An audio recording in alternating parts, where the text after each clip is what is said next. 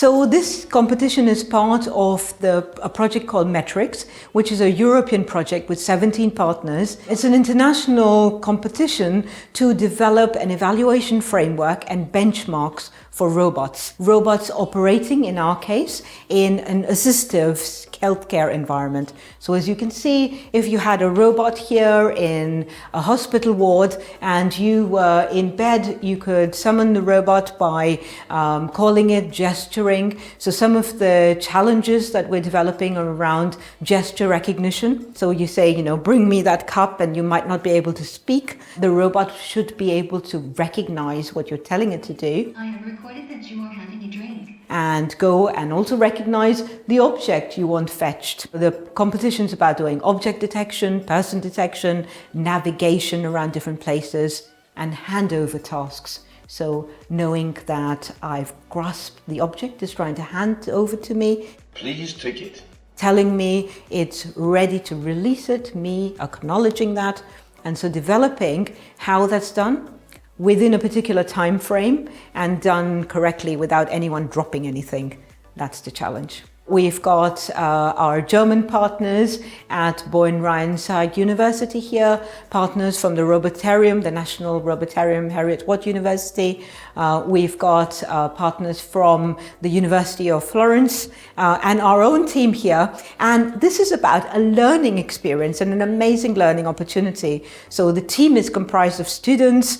A competition is the way you get people pumped up to be able to develop. So they've stayed over after classes, coming here late into the evening, programming away, getting their robots to deliver the tasks, but also seeing other teams' robots, learning from them, sharing experiences about different approaches, different algorithms that different teams are employing, fabulous learning opportunity for everyone. So far the teams have attempted the perception tasks, so detecting objects and persons. In the coming days we will also repeat the same ones several times, and also do slightly more complicated perception tasks like recognizing activities or gestures from persons, and also entire tasks. The one that we want to benchmark today is the item delivery task, which is in which the robot needs to fetch an item and travel to a person and hand over the object to the person.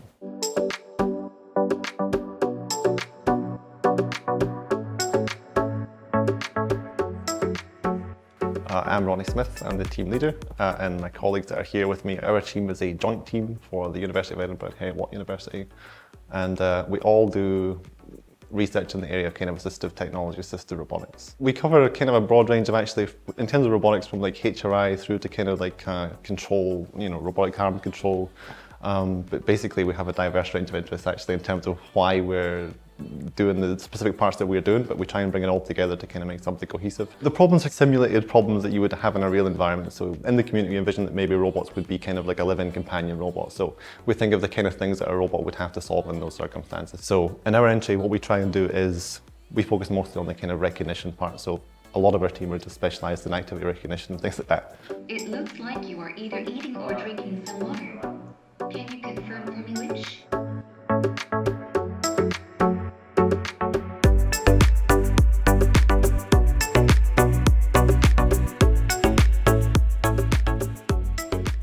I'm Zan, and this is my team. We are from Bonn-Rhein-Sieg University of Applied Sciences from Germany.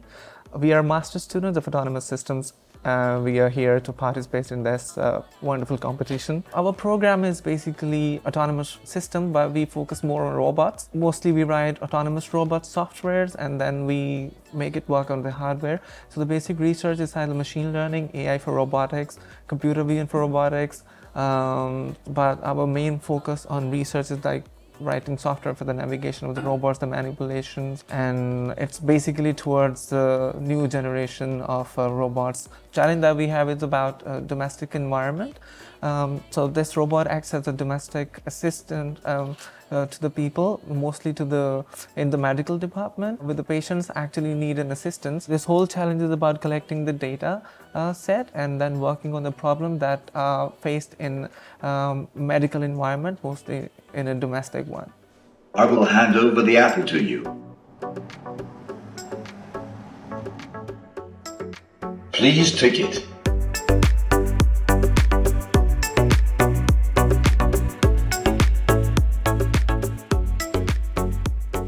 Enjoy the apple.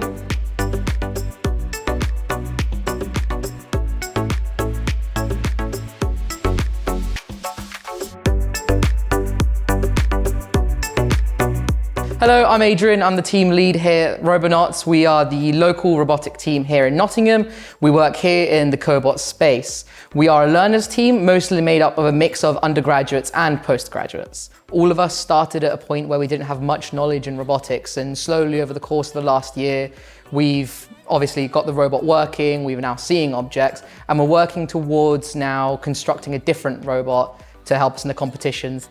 We quite like the competition. It provides us a way of learning these things in a competitive environment.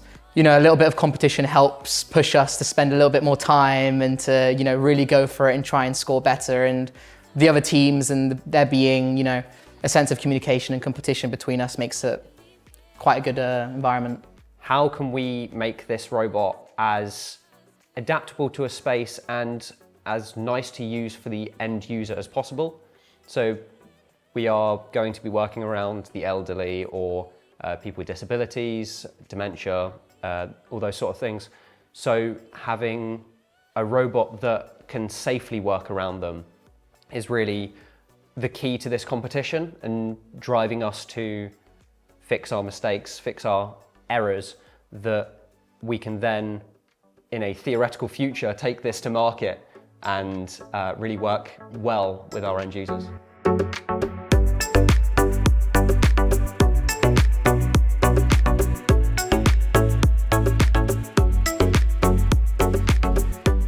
Our team we come from Florence. Our team is the biorobotics team. We work in some social activity and some sensors, so we work especially with elders and people that have some pathologies like a mild cognitive impairment or something like that.